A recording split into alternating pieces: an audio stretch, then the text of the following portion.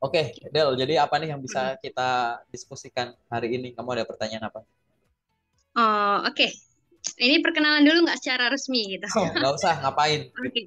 Oh, saya Oh ada ya. kenal. Baik, ini saya ingin bertanya mengenai latar belakang pendidikan saya ini ya, Pak. Yang pertama, saya kan punya pengalaman apa? Saya kan lulusan sarjana psikologi Islam ya. Oke. Jadi ibaratkan psikologi dan psikologi Islam itu sebenarnya sama aja, sama-sama pelajari ilmu barat. Cuman karena saya latar belakang saya jadi UIN, jadi otomatis embel-embelnya ada yaitu Islam gitu, Pak. Nah, yang ingin saya tanyakan itu ketika kita punya pengalaman nih ya di masa S1 saya punya pengalaman ikut payung penelitian ini bersama dosen saya. Nah, dosen saya ini saya ikut juga sering ikut ikut beliau lah ikut tes-tes tah beliau lagi tes ke psikotes ke sekolah-sekolah atau apapun itu gitu. Jadi ibaratkan di penelitian saya di skripsi itu pun saya berhubungan dengan psikologi industri dan organisasi. Oke. Dan otomatis saya itu pengen punya pengalaman cari pengalaman kerjanya itu maunya di dunia HR juga atau apapun lah itu yang berhubungan dengan latar pendidikan saya.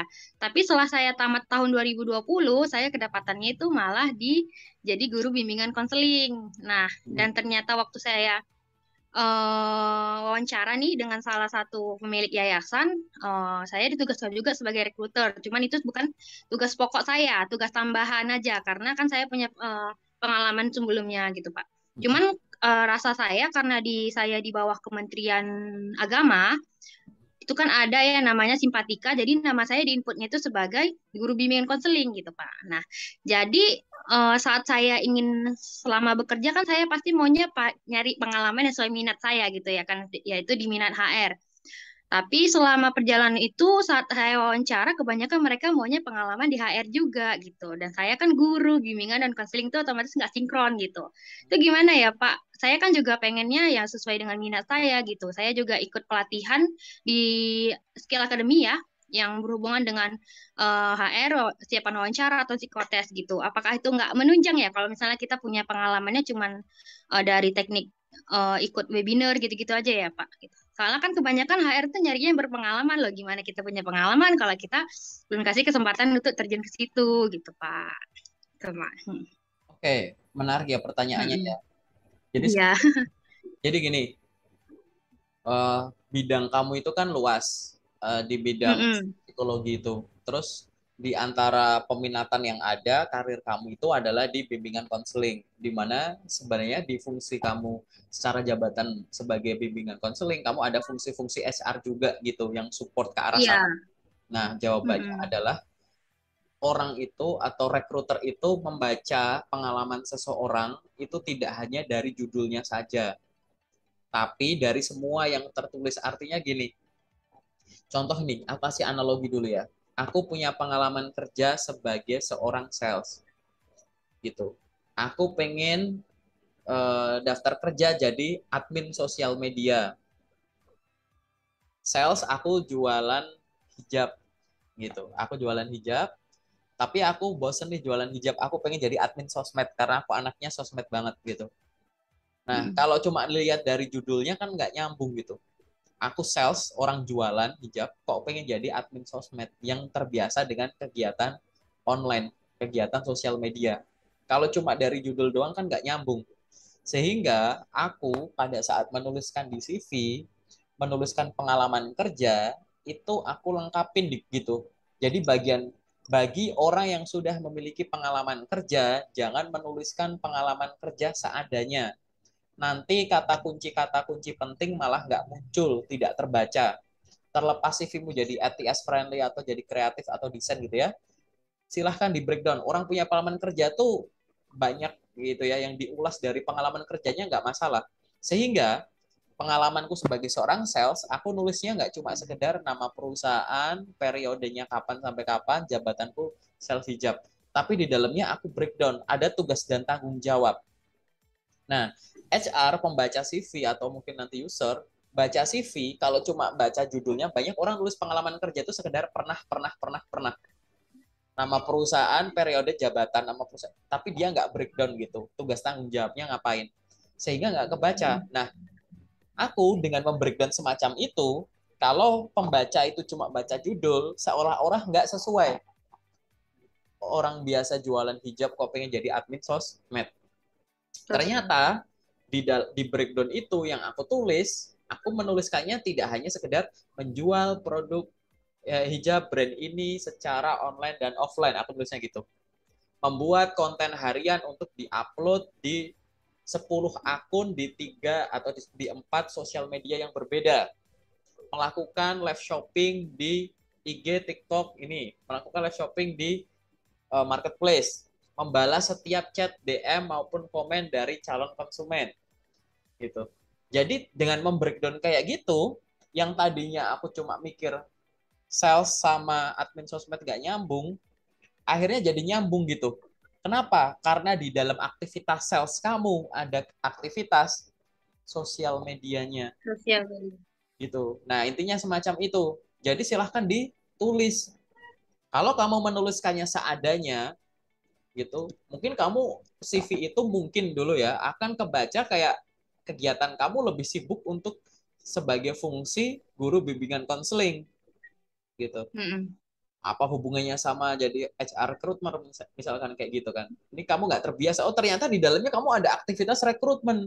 Ya silahkan di breakdown itu kamu Bisa. tuliskan bahwa kamu di dalamnya juga melakukan proses rekrutmen ini itu, melakukan coaching ini itu, karyawan yang belum masuk kamu lakuin apa rekrutmen dari A sampai Z, yang udah masuk kamu lakukan ada program-program pelatihan in-house atau di luar gitu-gitu. Jadi ibaratnya yang akan jadi pertimbangan tidak cuma judulnya gitu, tapi dari breakdown-nya itu. Nah, itu silahkan Mm-mm. dituliskan. Tapi Kak, kan mayoritas orang nyari mayoritas perusahaan nyari lowongan yang sudah ada pengalaman Pengalaman. yang sama. Jawabanku adalah ya berarti cari yang minoritas. Pertanyaanku adalah apakah yang minoritas itu udah kamu temukan dan udah kamu apply semua? Kan ibaratnya fokus kamu harus sesuai dengan yang kamu butuhin. Mm-mm. Tuh. Jadi kayak cariin aku dong apa misalkan sayuran Kak, tapi di meja mayoritas buah-buahan Kak. Kan aku nggak peduli sama buahnya. Ambil aja yang sayur. Kan aku nyuruh kamu ngambil sayur. Ibaratnya gitu. Ya. Jadi fokus aja. Misalkan ini dong pilih ambilin laptop gitu. Waduh mayoritas di meja buku, kertas, ini. Udah fokus. Itu maksudku. Kamu tidak usah terganggu dengan istilah mayoritas atau enggak. Kamu lagi enggak nyusun statistika gitu. Kamu fokus aja Mm-mm. sama perusahaan yang memberikan kesempatan. Kalau jumlahnya sedikit, maka perluaslah jangkauan.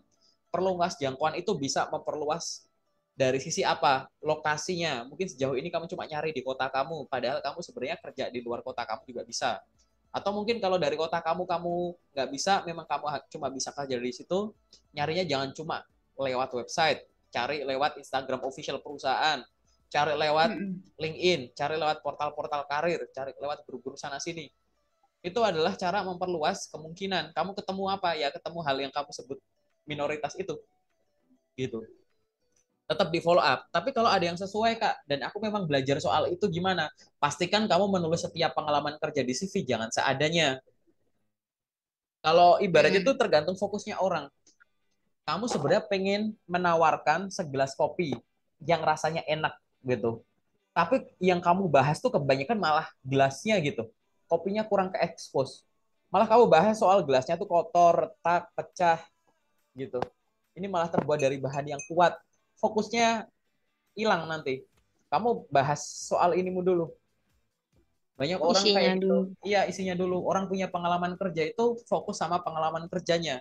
Mulai dari job desk-nya, tanggung jawab yang diberikan. Banyak orang salah menuliskan breakdown tugas dan tanggung jawab tuh karena memberikan definisi umum. Kamu nulis breakdown tugas kamu sebagai seorang sales hijab gitu. Tugas tanggung jawab di poin situ yang kamu tulis malah menawarkan hijab ke calon konsumen. Ya itu namanya definisi umum. Yang kita pengen tahu tuh tanggung jawab kamu. Kamu sebagai seorang guru bimbingan konseling itu akhirnya mungkin kamu nulisnya mungkin dulu ya karena kan belum melihat CV-mu.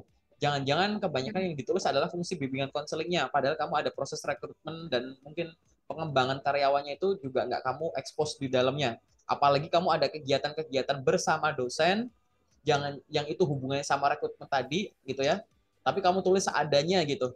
Akhirnya nggak nonjol kan di situ. Nah, Mm-mm. gitu. Jadi kita silahkan munculin gitu biar kita tahu kamu tuh pernah diberikan tanggung jawab sekompleks apa, seluas apa gitu. Jadi tetap fokus ke arah situ. Oke, jadi orang yang sudah Oke. pengalaman kerja gitu, arahkan fokus sesuai dengan ya kamu pengennya kayak gimana gitu. Ada fungsi-fungsi itunya ya silahkan boleh ditulis gitu. Apalagi yang hubungan sama HR itu, apa sama rekrutmen itu dan lain-lain gitu. Nggak masalah.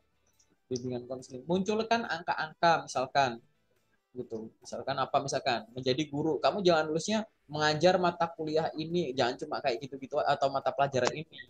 Jangan, misalkan kamu pengen kerja jadi guru, tetap jadi guru BK juga masukkan angka gitu. Mengajarkan mata pelajaran bimbingan konseling untuk kelas katakanlah 10, 11, 12. 10, 11, 12. Mengajar mengajar pelajaran atau memberikan materi pelajaran terkait dengan ini selama katakanlah 100 jam per minggu gitu. Jadi munculin angka gitu kalau bisa mengunculin angka. Sama kalau kamu cuma misalkan tadi contohnya jual hijab gitu. Jangan cuma nulis menawarkan hijab ke calon pembeli nggak gitu gitu. Munculin angka-angka gitu. Menjual produk hijab di 3 sosial media dan 5 marketplace yang berbeda misalkan gitu. Kan muncul angka tuh kayak gitu. Jadi munculin angka kayak Oke. sama gitu. Kalau misalkan terkait dengan rekrutmen sama, sampaikan aja pernah ngerekrut berapa orang, develop berapa orang, pernah ada ini itu berapa gitu. Itu boleh sekali dimunculkan gitu. Tapi kan itu minoritas nggak dikasih kesempatan cari. Karena Iya. zaman sekarang tuh gitu, aku nggak yakin karena gini ya, setiap hari tuh loker tuh beda-beda gitu. Kamu di grup loker tuh juga udah lumayan lama kan ibaratnya gitu. Jadi loker tuh nggak ada habisnya gitu. Nah, nanti mungkin perluasannya bisa dari areanya, job desk-nya, tipe pekerjaannya mungkin nggak cuma sekedar sebagai HR recruitment atau guru bimbingan konseling. Coba iseng aja kamu tulis 10 profesi yang kamu diurutin. Nggak usah urut sesuai dengan aku pengen banget sampai aku pengen aja gitu, nggak. Tulis aja dulu. Jadi begitu ada kesempatan langsung kirim-kirim. Nah, nanti kita bahas di sesi detail aja. Apakah yang aku bilang mengarahkan fokus yang dituliskan di CV itu udah kamu terapkan atau belum? Kayak Belum. gitu. Ada yang belum aku jawab belum ya gitu. Udah sih Pak. Intinya kan aku harus perbaiki dulu sih Pak. Jadi Soalnya selama ini, uh-uh. Saya kan juga lihat-lihat ya kayak di YouTube atau dimanapun itu kayak di LinkedIn kan kadang ada juga tuh orang share apa namanya tuh CV-nya gitu kan.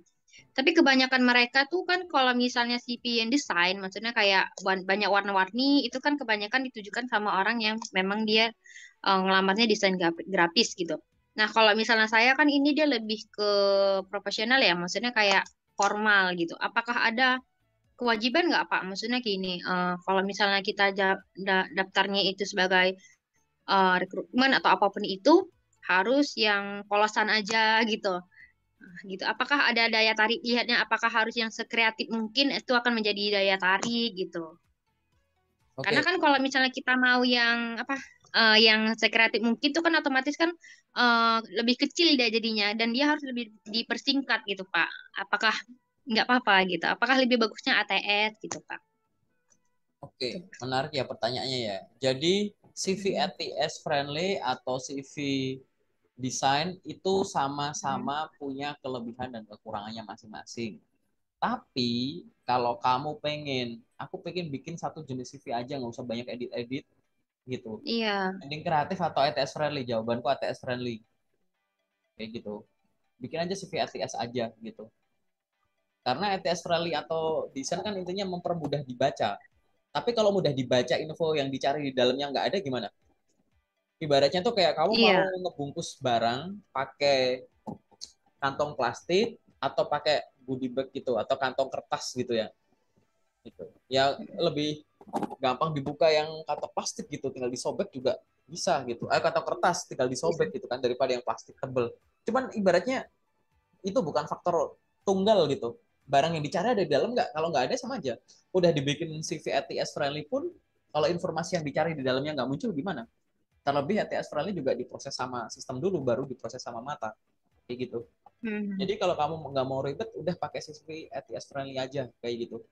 Yang jadi fokusku tuh adalah gini, setiap orang yang punya pengalaman kerja gitu ya, Jangan menuliskan pengalaman kerja secara seadanya di CV. Dah, intinya itu dulu.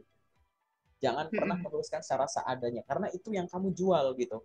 Termasuk teman-teman yang background pendidikannya S2 misalkan. Nggak semua orang tuh kuliah sampai S2 gitu.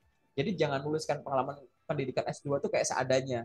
Atau orang yang punya pengalaman kerja banyak, udah bertahun-tahun. Jangan nulisnya kayak saya pernah di sini, saya pernah kayak gitu. Sayang nanti nggak nonjol kayak gitu ya. Kalau jenis CV-nya mending kalau saranku sih jadi ATS friendly Oke. berbahasa Inggris gitu. Gambarannya gitu. Bahasa Inggris bagusnya ya, Pak. Kalau misal ya sebenarnya penggunaan bahasa kan tetap disesuaikan juga kan sama maksudnya gitu. Mm. Kalau memang di info lokernya itu memang ada arahan khusus menggunakan bahasa tertentu, ya ikuti.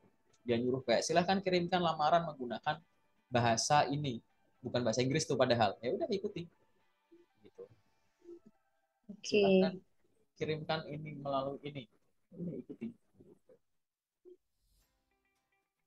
Itu yang Jadi pernah juga nih Pak kejadian kan saya kan sebelumnya pernah juga nih buat apa ATS yang CP ATS ini saya buat dua nih yang bahasa Inggris sama bahasa Indonesia.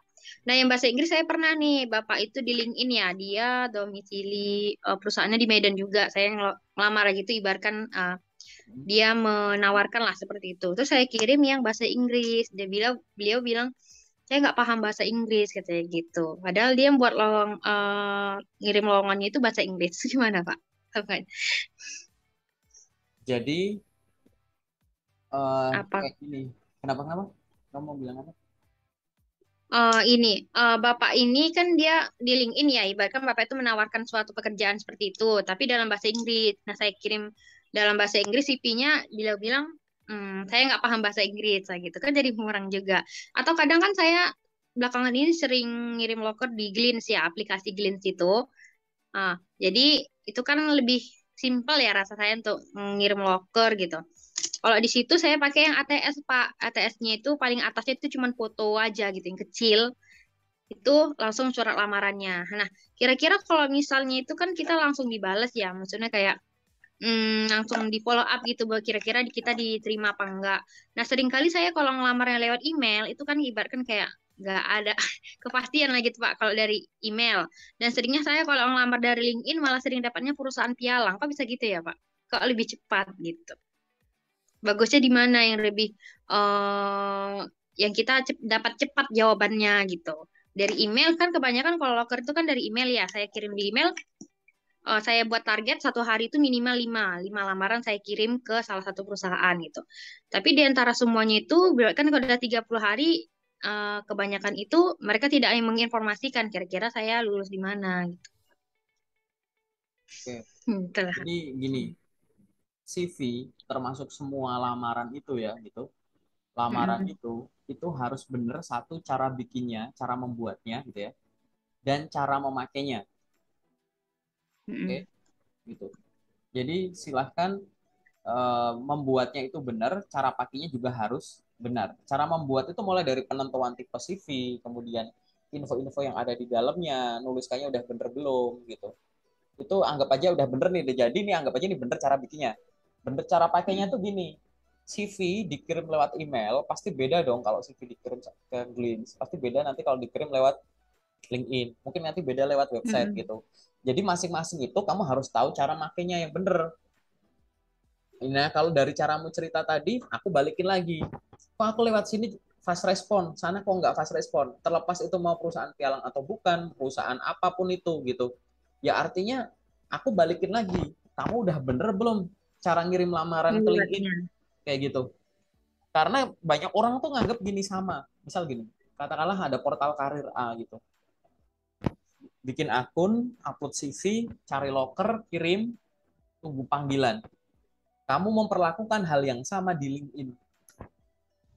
Bikin akun seadanya, ya kan? Cari info loker, kirim. LinkedIn itu sosial media, bukan platform pencari kerja. Bukan platform kayak loker gitu loh. Kalau Mm-mm. platform loker, fungsinya tuh nemuin loker, kirim. LinkedIn itu sosial media. Ada sosial, ada media. Media. Medianya itu media paling gampang tuh fokus aja media mendapatkan info loker sama media ngirim lamaran. Pertanyaanku, selama kamu ngirim lamaran itu, kamu mengoptimalkan fungsi sosialnya belum? Connect ke HRD, connect ke orang baru, follow orang, bikin postingan rutin buat branding. Kalau ada yang bikin postingan, kamu respon secara Komen. smart. Ada yang ultah diucapin selamat ultah, ada yang dapat kerjaan selamat, gini gitu aktif. Banyak orang make LinkedIn kayak make ya portal karir A gitu. Cuma sekedar buat nemuin loker kirim.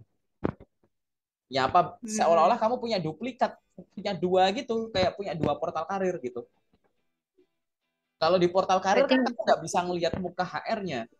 Kalau di LinkedIn mau orang hmm. yang maaf nih jabatannya bawah sampai yang foundernya juga bisa kamu temuin akunnya gitu. Jadi optimasi penggunaan masing-masing channel ini faktor kedua setelah faktor CV. Pastikan CV-nya udah dibuat dengan benar dulu. Yang kedua, Hmm. masing-masing itu optimal. Optimal cara pakai. Optimal cara pakai ini ya mulai dari pembuatan akunnya, paham cara ngirim lamarannya, terus konsistensi ngelamar kerjanya, cepet-cepetan juga gitu. Jangan kayak dapat loker bagus nih jam 5 gitu misalkan. Ngirim lamarannya besok gitu. Kenapa nggak sekalian sekarang? Iya Kak, katanya bagusnya di jam kerja Pagi aja katanya. gitu. Ya betul, Hmm. bagus. Terus di luar jam itu jelek. Mana yang bilang di luar jam itu jelek atau nggak boleh gitu. Hmm. Karena kalau misalkan ada yang nanya kayak gitu ke aku ya, Kak boleh nggak sih ngirim lamaran jam 7 malam? Ya aku bilang, kamu dapat lokernya di mana? Di LinkedIn. Buka LinkedIn. Di menu job, menunya hilang nggak? Gitu. Nggak. Berarti boleh dilamar dong. Kan nggak ditutup. Boleh nggak sih Kak ngirim Hmm. lamaran lewat email malam hari? Coba kirim email. Kirim nggak? Kecuali emailnya balik. Maaf tidak bisa mengirim lamaran, bolehnya malam gitu. Bolehnya pagi gitu. Atau buka job street gitu. Boleh nggak ngirim lamaran lewat job street malam? Buka aja job street. Hilang nggak halamannya? Maaf tidak bisa diakses udah malam gitu kan nggak ada Hmm. gitu. Jadi memahami itu harus secara utuh. Memang benar ngirim lamaran itu silahkan dioptimalkan di jam kerja, tapi bukan berarti di luar jam kerja. Itu nggak boleh. Yang nggak boleh itu menunda. Dapat infonya sekarang, sudah besok. Kerjakan besok. Saya Iya, sering seperti itu. kalau kayak gitu ya kamu bakal kalah tidak harus sama yang lebih hebat dari kamu. Bisa kalah sama yang Hmm. lebih cepat dari kamu. Dari saya. Karena kemungkinan bukan masalah kamunya lebih jelek atau kamunya gimana, bukan. Tapi orang-orang itu sudah menemukan orang yang tepat untuk diundang ke tahap selanjutnya sebelum CV-mu diproses. Gitu. Hmm. Makanya jangan nunda, harus konsisten, harus bener cara bikin dan cara pakainya. Kayak begitu. Jadi ini nggak ada masalah ya. Gimana sih cara tercepat untuk ada panggilan di semua platform loh? Justru karena kita nggak tahu mana panggilan yang datang lebih cepat, kita pakai banyak platform. Justru karena kita nggak tahu nih dapat kerja dengan cara mana. Dengan cara ngelamar kerja, ngirim lamaran gitu, kan ada orang yang dapat kerja dengan cara melamar. Tapi kan Hmm. nggak sedikit juga orang yang dapat kerja dengan cara ditawari kerja, di DM ke LinkedIn, tiba-tiba di email Hmm. gitu. Kamu nggak tahu akan dapat kerja tuh yang cocok tuh dengan cara yang mana gitu. Kerjaanmu selanjutnya ini tuh bakal lewat ngelamar atau ditawari. Makanya karena nggak ada yang pasti, lakukan dua hal. Sambil kamu melamar pekerjaan, sambil kamu Hmm. mempermudah perusahaan untuk menemukan kamu biar kamu ditawarin. Caranya apa? Branding. Branding tuh apa ya? Bikin akun LinkedIn paling gampang dikelola dengan bagus, bikin postingan yang menarik, jangan cuma posting CV foto gitu terus Hmm. gitu. Nah, itu yang harus dioptimalkan. Karena kalau ada yang bilang ini tuh pasti lebih cepat, pasti ada yang bantah. Tapi aku kemarin ngirim ini lebih cepat kok daripada ini gitu. Ini yang lebih cepat nggak ada, karena kita nggak tahu masing-masing orang kan beda. Orang satu jurusan, satu kampus gitu, satu angkatan, teman sekelas, belum tentu kok jadi sama gitu. Iya. Gitu. Makanya karena nggak pasti, bergeraklah secara pasti. Pakai banyak cara, banyak channel, dioptimalkan. Paham betul cara yang lewat email, paham betul cara lewat website, paham betul lewat LinkedIn dan teman-temannya gitu. Oke ya. Oke. Apalagi hal-hal yang sifatnya umum yang kamu masih. Hmm. Ini Pak, kadang kan saya kan ngelamar juga nih ya, yang tidak berhubungan dengan yang saya inginkan. Saya kan misalnya harus menurunkan ego saya juga gitu kan. Gimana caranya? Misalnya saya mencari pengalaman dari nol. Misalnya saya mencoba ngelamar admin gitu. Jadi sebelumnya saya pernah ngelamar admin di salah satu di Sumatera Utara ini juga perusahaan salah satu perusahaan. Dia PT lah ibaratkan. Jadi ibaratkan saya di situ ngelamar sebagai administrasi ya, ya administrasi kalau nggak salah. Jadi saat itu saya ada 5 orang. Saya ngelamar di LinkedIn nih, di LinkedIn. Alhamdulillah saya kepanggil. Di situ waktu wawancara dan tes psikotes itu ada 5 orang. Jadi saat 5 orang itu kebanyakan dari mereka itu orang-orang yang sudah berpengalaman. Nah tapi di akhir kan saya juga kontek-kontekan ya dengan mereka gitu gimana hasilnya siapa yang diterima gitu sampai akhir di antara kami berlima itu ternyata tidak ada yang diinformasikan gitu. Nah kira-kira apakah dari karena di antara 5 itu tidak ada yang layak atau seperti apa ya Pak, atau saat kami sudah selesai semua nih wawancara jam 3 udah selesai semuanya, tiba-tiba ada nih orang datang lamarannya itu pakai baju biasa aja, nggak pakai baju hitam putih, nggak pakai jas juga, pakai baju biasa pokoknya, tapi bawa lamaran. Tiba-tiba katanya dia yang keterima, itu gimana ya Pak? Apakah masih berlaku ya orang dalam gitu? Oh, bentar. Jangan buru-buru Atau lari. cuman Jangan buru-buru langsung enggak, lari ke orang dalam. Kayak gitu. enggak, atau ibaratkan loker itu sebagai apa namanya formalitas aja, ibaratkan perusahaan itu kayak meningkatkan nama perusahaan itu aja, makanya dibuka lamaran gitu. Ini jangan buru-buru loncat ke Z kalau kamu baru lihat Mm-mm. ABC gitu. Mm-mm. Itu terlalu buru-buru. Kemungkinan itu ada nggak ada, tapi buru-buru kamu bilang kayak gitu. Banyak sekali Mm-mm. perusahaan yang seolah-olah buka lowongan nggak berhenti berhenti karena kandidat yang dicari itu susah sekali nyari orangnya. Padahal Enggak, dia nggak boleh enggak. nyari nyari tenaga asing, dia nyari orang Indonesia. Tapi nyari yang cocok itu nggak ada. Ada yang cocok, Mm-mm. perusahaan nggak mampu bayar segitu, gaji segitu. Begitu kita mampu, kualifikasinya masih underqualified. Makanya posisi kita cari terus. Makanya itu kenapa kalau proses rekrutmen, oke terima kasih Ibu Dela untuk proses interviewnya sudah selesai, silahkan ditunggu maksimal 2 minggu dari sekarang ya, atau silahkan ditunggu selama 2 minggu itu karena kita butuh pembanding gitu, kita butuh orang yang tepat Mm-mm. gitu. Dan kalau memang nggak ada yang Mm-mm. cocok, apakah mungkin suatu proses rekrutmen melibatkan ribuan lamaran, sudah ngundang orang psikotes ratusan, interview ratusan, akhirnya Iya. nggak ada yang cocok, banyak yang kayak gitu.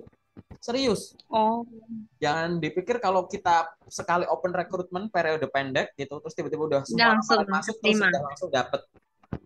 Belum tentu juga Mm-mm. kayak gitu. Daripada kita beresiko apa? Merekrut orang itu bukan karena iseng gitu, bukan karena iseng, bukan karena biar pencitraan kita biar oke biar kelihatan kita eksis saja, buka rekrutmen apa buka open rekrutmen terus gitu ya. Mm-mm. Padahal nggak ada yang diterima. Oh, kamu kecepatan kalau mikir ke arah sana. Kita punya kegiatan yang sibuk yang keisengannya tuh makan waktu kalau kita ngelakuin kayak gitu buat apa gitu, ya kan? Mm-mm. Kita tuh benar-benar butuh orang untuk ngisi posisi itu gitu. Nah sekarang bayangin aja kamu udah kerekrut nih hari ini masuk kerja, kamu tuh masih kita anggap sebagai investasi kita yang belum return gitu. Kamu udah rekrutmen itu pasti ada biaya per orang untuk rekrutmen. Kamu udah masuk itu kamu belum menghasilkan. Kamu udah bekerja 1 bulan belum tentu kita udah balik modal gitu. Paham nggak kayak gitu? Jadi makanya kita Mm-mm. karena misalkan dana kita terbatas, kita butuh orang gini gitu, kita pasti ada faktor beberapa perusahaan gitu ya yang tidak akan menerapkan keburu-buruan. Apalagi fungsi-fungsi yang dilamar itu, posisi yang dibutuhkan itu strategis gitu.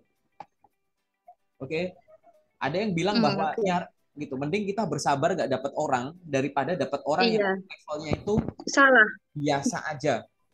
Kalau Mm-mm. underqualified, yang jauh gitu, yang jelek dalam tanda kutip ya, itu sih gampang dibuang. Tapi sorry nih, aku bukan HR, aku user. Tapi aku sering ngobrol sama teman-teman HR bahwa orang-orang dengan kemampuan itu levelnya menengah gitu, itu gampang masuk, susah disuruh keluar, susah dikeluarin. Itu nanti bahasanya nanti sesi detail aja lah gitu. Jadi kontribusinya tuh kayak positif juga, nggak positif amat, kayak perform mengalir apa adanya kayak gitu. Mm-mm. Nah, itu yang hal-hal semacam ini nih isu juga buat perusahaan. Makanya lebih kayak daripada aku ngeluarin duit tapi produknya biasa, udahlah aku nunggu Banyak. yang nanti ori aja lah gitu. Nah, kayak gitu. Jadi sehingga akan menunggu ke arah sana. Kalau ngomongin soal masalah orang dalam masih ada nggak? Oh, aku yakin ada. Siapa perusahaannya? Mm-mm. Nggak tahu. Aku yakin ada. yang cerita-cerita sama aku banyak masih gitu. Tapi kamu ngelihat orang dalam atau fenomena apapun itu gini ya, kalau kita ngomongin hal segala sesuatu pasang-pasangan, yang baik pasti ada yang buruk. Nah, kalau kita orang Hmm. baik, kenapa kita nggak fokus ke baiknya dulu daripada kamu capek ngeluh? Kalau akhirnya kamu mikirin kemungkinan kok semuanya udah datang tapi nggak ada yang diterima, ada yang datang kayak meragukan dia diterima, terus apa kalau nggak begitu capek nanti gitu. Atau misalkan kok Ya, kita udah benar. nunggu dua minggu nggak ada yang manggil, capek nanti ngurus ke sana. Fokus aja dulu gitu. Orang dalam tuh berat direkomendasikan. Rekomendasikan ini kak, ibaratnya kan aku tuh mempertaruhkan namaku loh. Ini Rizka ya, aku ada ini si Rizka namanya kenalanku gitu. Kalau kamunya jelek, aku kena gitu. Jadi aku kayak wah nggak enak sama temanku rekomendasiin dia tapi malah gini gitu. Nah hal-hal semacam inilah yang akhirnya jangan menjadi suatu kesalahan persepsi buat kamu gitu ya, bahwa Hmm. oh ini pasti gini deh, nggak usah negatif thinking dulu. Kok ada orang ya penampilannya meragukan, mungkin perform dia meyakinkan. Kok ada ya kak teman kampusku nilainya lebih jelek dari aku dapat kerja dengan mudah, dulu dia tukang nyontek aku. Mungkin kamu ngelihat dia dari sisi itunya, perjuangan dia di belakang kan nggak diceritain ke kamu Kita nggak. gitu. Kita kan nggak tahu fungsi kamu itu gini, kesuksesan orang atau keberhasilan orang bukan bukan tidak menunjukkan kegagalanmu. Ingat ya, kesuksesan orang tidak membuktikan kegagalanmu. Orang itu sukses itu Hmm. membuktikan ya suksesnya dia. Kalau kamu sekarang gagal atau belum berhasil, bukan karena ya gimana-gimana gitu. Kamu fungsinya itu gitu. Orang dapat kerja dengan mudah itu tidak menunjukkan kamunya yang payah. Karena kamu tuh nggak harus dibandingkan sama orang. Kamu tuh cukup membandingkan kamu sama kamu yang kemarin gitu loh. Kan kayak Hmm. gitu. Jadi lihat aja jalurmu, trackmu kayak gitu. Fokus, fokus ini fokus, fokus. Orang yang pergerak, orang yang fokus mendefinisikan keinginan itu mudah. Pergerakannya teratur. Kamu tahu ini kalau pengibar bendera gitu ya, pasukan pengibar bendera gitu ya. Enak kan ya baris-baris gitu teratur. Coba dibayangkan kalau pasukan itu yang 17 Agustus kemarin gitu. Terus berhenti gerak, ada yang langkahnya kelebihan satu langkah gitu. Penonton bisa ngelihat nggak? Wih, telat nih gitu ya. Gila. Ingat ya, kalau kamu bergerak dengan keteraturan, ada hal yang nggak sesuai walaupun sedikit, itu kita bisa nandai dengan mudah. Itulah kenapa kamu harus secara konsisten melamar kerja, kamu punya jadwal yang teratur, kegiatannya teratur, ini itu. Membentuk keteraturan biar apa? Nanti kalau ada yang nggak sesuai, ada yang nggak pas, nggak harus kamunya, orang lain di sekitar kamu bisa ngoreksi.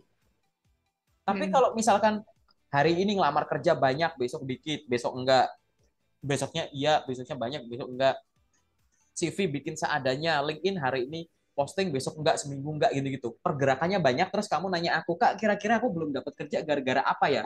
Variabel Hmm. peubahnya itu banyak, faktornya masih banyak. Makanya mulai dari bikinnya dikonsistenin, cara ngirimnya dikonsistenin, bikin ini konsisten. Kalau semua pergerakanmu ini konsisten, mengidentifikasi mana yang masih salah, mana yang masih kurang, itu lebih gampang. Paham nggak? Nah, di sini aku pengen ngajak kamu untuk coba dievaluasi dulu. Yang kamu pengen itu apa aja, gitu. Kemudian udah ditulis dengan benar belum di CV dan dokumen yang lain. Terus cara penggunaan platform-platformnya udah bener belum? Tidak hanya untuk ngirim lamaran, tapi membuatnya, melengkapinya, memaintainnya setiap hari. Konsistensi kamu ngelamar kerja atau menggunakan platform-platform itu tiap hari gimana? Baru nanti kita akan ngomong sebenarnya yang kurang efektif di mananya gitu.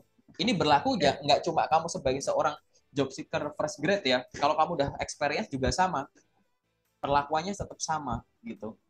Nah, itu yang nanti akhirnya akan menjawab bahwa oh ternyata ini yang kurang, ini yang harus aku tinggalin, ini yang harus aku tingkatin, ini yang harus aku ganti gitu-gitu. Secara umum gitu ya jawabannya ya. Oke, Hmm. Baik. Hmm. sudah cukup jelas kah? Udah cukup, Kak.